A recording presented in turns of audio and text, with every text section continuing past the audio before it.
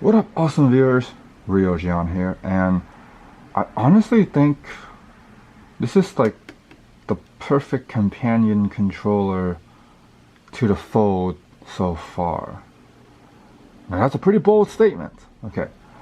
Because lastly, if you guys watch my other videos, I really like that Moga. I really like the fact that you can plug it in and have it no latency mode. So that is really awesome. This one, unfortunately, does not have that feature. But what it does have, which is important to me, but not sure if it's important to everybody else, is Call of Duty mobile support. So especially when you can do COD Mobile with the Fold and have it together like so, and have it just work naturally without it going through any kind of like mapping, like third-party mapping apps. Like it just reads it as an Xbox controller.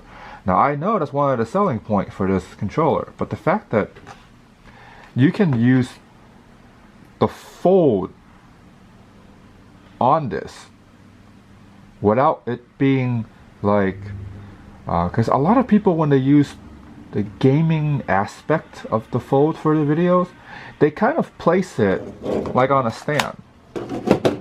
So basically what they would do is they would place the Fold on a stand like so, and then they would game on it, which is nice. But what if you don't have a stand? What if you just want to use the controller like so, like a console, basically? To use this like a console is really nice.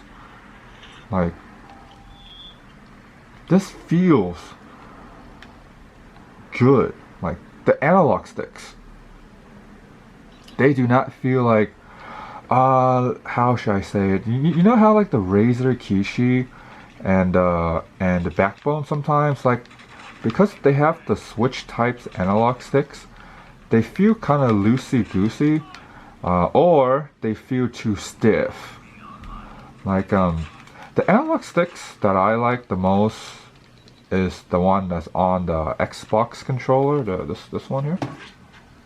I like the way how this one feels the most, and it feels very similar. I say 90% there. There are some scenarios where I feel like, okay, maybe the analog stick pulls a little bit faster than I would have liked, but it's not really all that bad in terms of like the other analog sticks that I tried. And with the Backbone, I would say it's like 80, no, not 80, that's too much. Like 70% there. 60 to 70% there in terms of how smooth everything feels when you use it. But the good thing about the Backbone is that it's a direct connection. But the bad thing about the Backbone is that it's not Fold friendly. Like you can use it on the Fold if you kind of jam it in there, but it's not Fold friendly because it would be folding down, and I don't like the fact that it folds down. So I would much rather it to fold up like this in this particular type of scenario. I feel like that would be much better than it being folding down. Like this, I don't like this kind of gameplay. This doesn't look fun to me. This feels significantly better, and of course, because this is a Bluetooth, it does support that.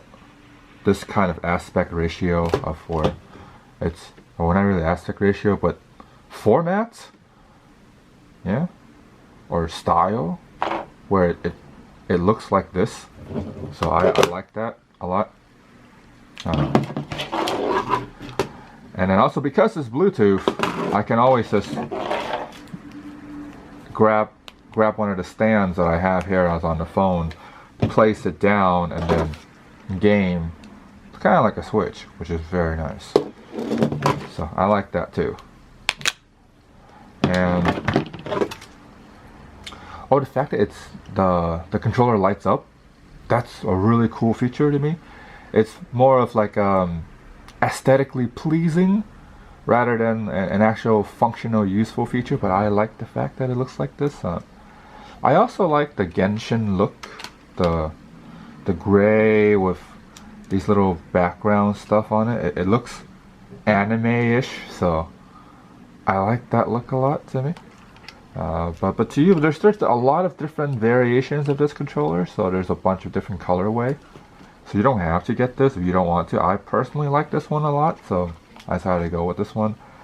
Oh, these are not analog, by the way. These triggers, they are digital. So they either go down 100% or 0%. So make sure that the R1, L1 or RB, LB, these ones feel really good to the hands. Like they're very clicky and they feel very nice, and they're doing something to the phone, so because it's being on. So there's that. Oh, I really don't like that these are separate buttons and not like a D-pad. So if they do an upgrade, which I really hope they do, if they do an upgrade, I want this to be a D-pad. If it loses the colors, how these light up, if this loses the ability to have like a background lighting, that's fine. That's really not a big deal to me. But if possible, you could do a clear D-pad and still have the lighting. That'd be great. In terms of the pricing, because this is around $15 to $25, that's a really good price, by the way. So if they were to do an upgrade with the D-pad, kind of like GameSir, how they bump up the price a little bit, like I wouldn't mind it being like 30 to 35 bucks. Just so if you were to do that, though, you're gonna have to make the clear D-pad with the colorway. Then I can justify 35 bucks. But if it's just a regular D-pad and I lose the colors, the background lights, then I can't justify 35 bucks. I can probably justify 30 bucks. But 35 bucks is probably too much. Because in terms of the pricing level, $5 is actually a big amount. Because in terms of percentage wise, like $5 is a big deal because the price is low to begin with. So with every incremental $5-10, it's actually a lot of money. So there's that. Oh, I also like the fact that it's USB-C. That's really good because a lot of my stuff is USB-C and not micro anymore. So I like the fact that this is USB-C.